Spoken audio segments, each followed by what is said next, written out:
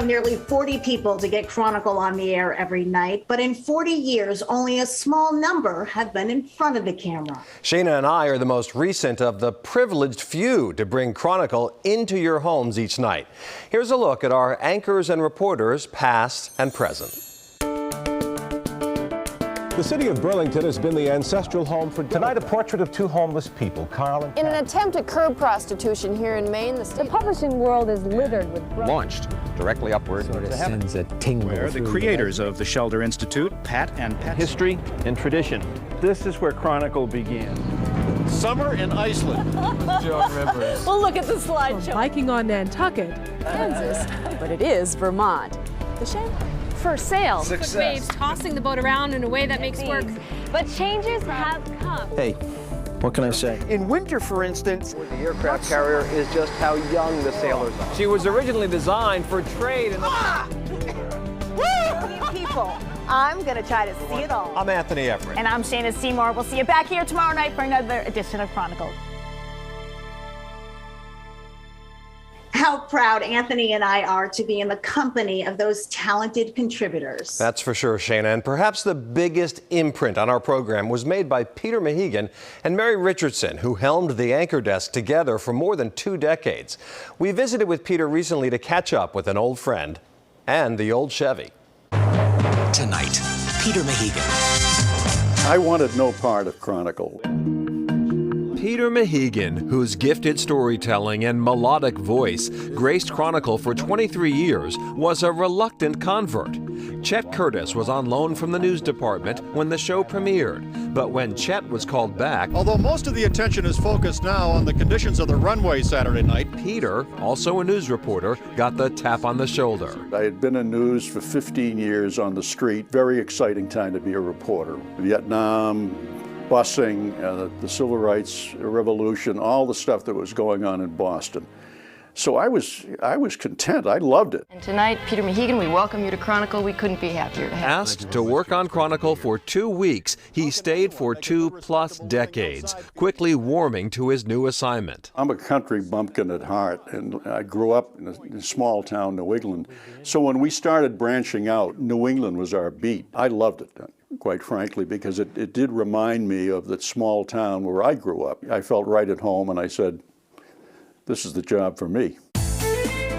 A job that took him from those small New England towns to cities and towns around the world, Israel, Iceland, and a memorable trip to Ireland. I went to the town where my great-grandfather immigrated from, in Cork. All I had was very few fragmentary details, and I was able to find his baptismal records in a little church in the village of Inishannon. That's it. It's marvelous to get a person coming back with facts, and we can find it so easily. And that was a personal high for me.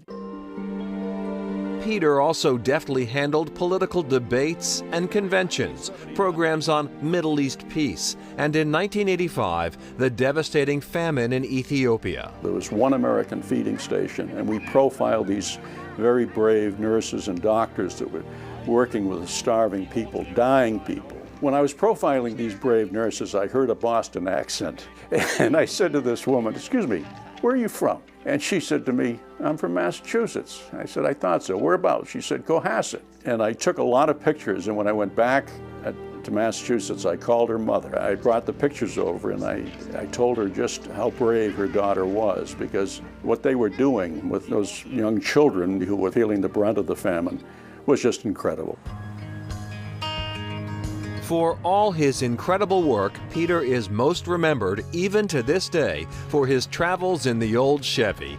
It all began when a producer asked him if he had an idea for a program. I said to her, "I have a beat-up old Chevy that's rotting away behind my house. If you pay to fix the car up," I said, "I'll take it to Maine 4 times a year and see what I can find for programs." She went for it, the car was restored, and the rest is history. And why just Maine on the road? I could have gone to any of the 6 New England states, but there's something about the Maine character that I always loved. Maine reminded me so much of coastal Massachusetts as it was 30, 40, 50 years ago. But I thought it was a good place to go and find some stories, and I never ran out of stories, Anthony, never once. His relationship with Maine and the Chevy perhaps only matched by the one with his longtime co-anchor, Mary Richardson. She was a perfect fit for Chronicle because she knew the town. She was a journalist. She had worked covering hard news stories, doing features, and she was Mary. I mean, she had that personality that was just so warm and that people took to. The fact that we were friends, I guess, came across. And people used to write the station and say, well, are Peter and Mary married? And the standard reply of our producers was, well, yes, they are, but not to each other. People saw us kind of as an old married couple, I think, in some ways. And I think that was the reason it worked so well for so long. More on Mary a bit later in the show. And for the record, Peter has been married to his wonderful wife, Julianne, for 57 years. And he's considering restoring the old Chevy once again and says he could have it back on the road for his own adventures as early as this spring. My first Chronicle memory was when I was 7 or 8 years old. Peter took the old Chevy up to a remote island in Maine called Vinyl Haven, where my mom's side of the family happened to live, and he ended up interviewing my grandfather. So from then on, Chronicle was a big show in our household, especially Maine. So cut to 2007, I ended up interning for Chronicle, and now here I am years later working in creative services editing Chronicle promos.